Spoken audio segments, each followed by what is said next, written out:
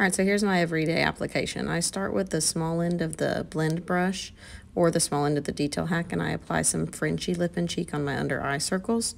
Then I move on to the 3D brush and I apply my main color around the beard area, you know, where a man would have a beard. That's about how high up it goes. And then I also give myself some coverage on my nose where I get redness and touch a lot.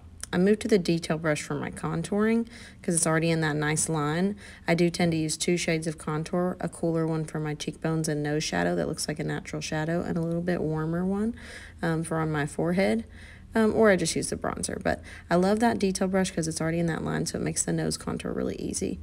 I don't want to see those lines down the side, but you do want to see them from the front to narrow that nose out.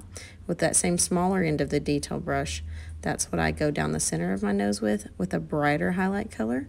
And then I went back to the blend brush to give really light coverage under eye. You don't want to put a color that's too light, but I just very lightly dusted that. If I want more coverage, you'll see I'm using the buff brush in a stippling motion to apply. So I just kind of base that on how dark my circles are that day.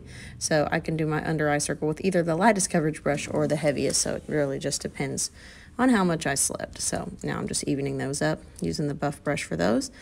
I use the blend brush or the small end of the detail hack to do a little bit of extra brightness right there at the top of my lip, and then I have to have the B squared blush bronzer brush to apply my blush because it's just made for it. That's Frenchy and Sandstone that I'm using. I also use the big fat end for the Bella Cream bronzer.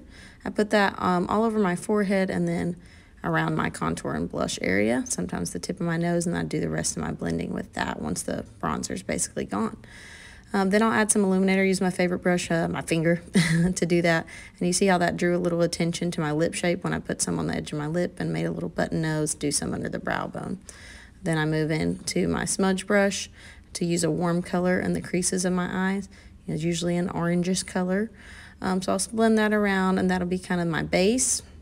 Then I go into a light color every day to do under my brows and the inner corners to like bring those forward so it's not so shadowed.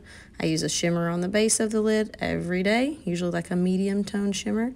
Then I go to the small end of the eyeshadow brush and a dark color, which I'll change what color I use depending on my outfit, or I'll just use a neutral. And I will darken and kind of make some natural eyeliner on the bottom, and then the very outer corners of my eyes, just kind of feeling where my natural eyeball is. Blend those around, and that gave me a little more dimension on my eye. Basically, the biggest mistake people make is using too much highlight and not enough contour.